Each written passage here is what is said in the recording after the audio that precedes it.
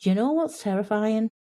Not failing, succeeding just enough inside the 10K cult that you think, oh my God, this is actually working. And then realizing the thing that's working is slowly killing you.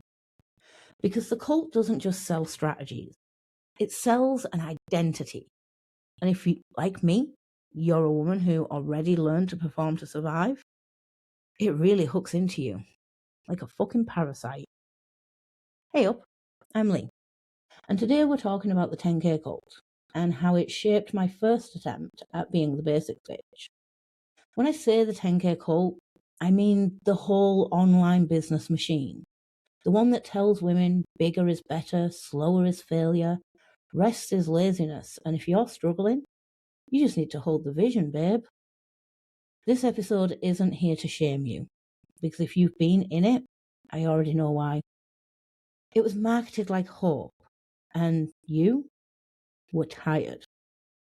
But we're going to call it out exactly how it works and how it turned my first attempt at building the basics bitch into a pressure cooker, with a motivational quote slapped on the top, of course. The 10K cult doesn't usually get to you when you're thriving. It gets you when you're desperate for stability, craving proof that you're not wasting your life, trying to build something while carrying too much, maybe quietly terrified you'll never be safe financially. And for women especially, there's this extra layer. We don't just want money. We want relief. We want space, autonomy. We want to stop being needed by everyone. So when someone comes along online and says, here's a blueprint, just follow the steps. Join my container and you'll finally become the version of yourself who makes it. Damn, that's seductive, right? Because it's not really about business. It's about belonging, feeling chosen, being told you are meant for more. And if you've spent years being the responsible one, the carer, the strong one, of course you want that. I had a real mission, a real set of skills, a real ability to help people start and grow their businesses. And I did what you're supposed to do in that world. I got into the courses, the programs, the memberships, the containers. And if you've been there, you know the vibe. Cheerleader coaching circle, where everyone is hyping each other up. Oh my God, you're doing something huge. This is your era, babe. You're so expansive. Just hold the vision. And at first, it feels incredible. Because for once, someone is clapping for you. For once, you're not just surviving, you're becoming. But here's the part nobody tells you. A room full of cheerleaders doesn't mean you have a sustainable plan. Sometimes it just means you're being emotionally inflated while you're actually digging yourself a hole. Because hype doesn't carry your nervous system, doesn't create capacity, doesn't give you time. It doesn't manage your health or parent your kids. Does hype do your laundry? Hype does not regulate your body. So what did it shape? It shaped the way I thought I had to build. Constant content, constant visibility, constant showing up, constantly selling, urgency, FOMO, reinvention. It shaped the belief that if I wasn't pushing, I was failing. That small meant I wasn't serious. And it shaped something even nastier. It taught me to ignore my own internal signals and treat them like mindset problems. Tired? Work on your energy. Overwhelmed? Raise your vibration. Dreading your offer? Your edge is in your resistance. Struggling to sell? That's a story you need to clear. No. Sometimes you're tired because your life is heavy. Sometimes you're overwhelmed because your offer is built on fantasy capacity and you can't maintain it. Sometimes you're not selling because you don't trust the structure, don't believe in what you're doing. Sometimes you're resisting because your body is screaming, this isn't safe. And the 10K cult, they don't want you listening to your body because your body will eventually say, this isn't working. Here's how the pressure shows up. The promise of speed, fast results, quick wins, instant scale, hacks, collapse time. Make 10K months like it's normal. So you stop building for sustainability, start building for proof. And proof is exhausting. The algorithm is seen as a god. You start living like you owe Instagram your nervous system and your left kidney.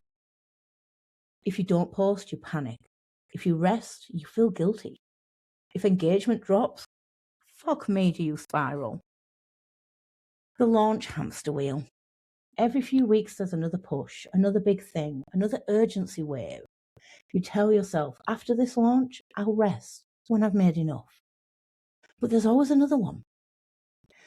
And the toxic positivity trap. This is the sneaky one. Because when everyone around you is saying, everything's happening for you, just reframe it. You get to choose your thoughts. You start feeling like you can't tell the truth. You can't say, I'm not okay. This doesn't fit me. And you certainly can't say, I hate this. Because then you're low vibe. You're not holding the vision. You're not being a leader. So you smile, you perform, and you keep going. And that pit gets deeper. The moment you realize you're in the pit, it's not usually dramatic, it's quiet. It's when you realize you don't enjoy your own business anymore.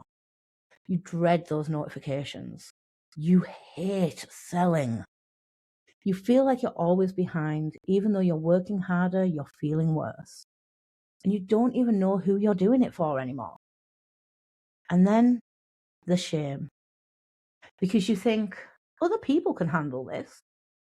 Maybe I'm just not cut out for it. Maybe I'm not disciplined enough. No. You were building inside a system designed to keep you chasing. So here's what changed for me. I decided I'm not building the basics bitch as a performance. I'm building it as a structure that holds me. This time, I'm not building around what sells on the internet, what looks impressive, what coaches say I should do, or what requires me to be a different person. I'm building around my capacity, my health, and my life to save my nervous system. Because the goal is not 10K months. The goal is a business that doesn't cost me my sanity. I've already been there, done that, and got the t-shirt plus the mug because I ended up buying all the equipment. 3 shifts I'm making, and you can steal them. Replace the hype metrics with honest ones. Instead of, how big can I make this? How many followers have I got? Ask, how steady can I make this? Build from stable capacity, not your stretch capacity. Stop building like every week is your best week. Stop outsourcing your inner authority. No coach, no program, no community gets to override your body. If your body is saying no, it's not resistance, it's intelligence. Let's do a quick check-in. Answer these. Where are you currently performing in your business? Where are you chasing proof instead of building support? What part of your business feels like the pit? Now ask yourself, what would it look like to build for relief instead? If this episode has hit a nerve, good. Again, not because I want you hurting, because it means you can finally see the system for what it is. You're not broken. You weren't too emotional or too sensitive. You were in an environment that rewards burnout and calls it ambition.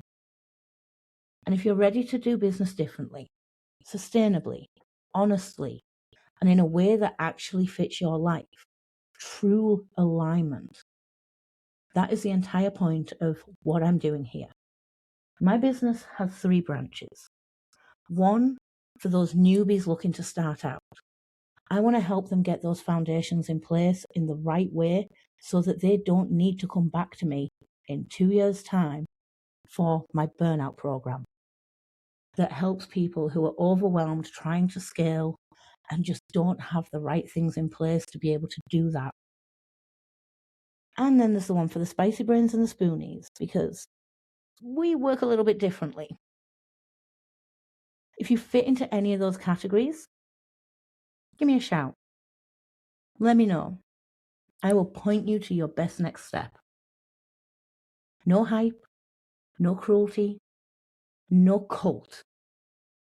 Just real structure, real capacity mapping, and real offers, and a business that you can actually live inside.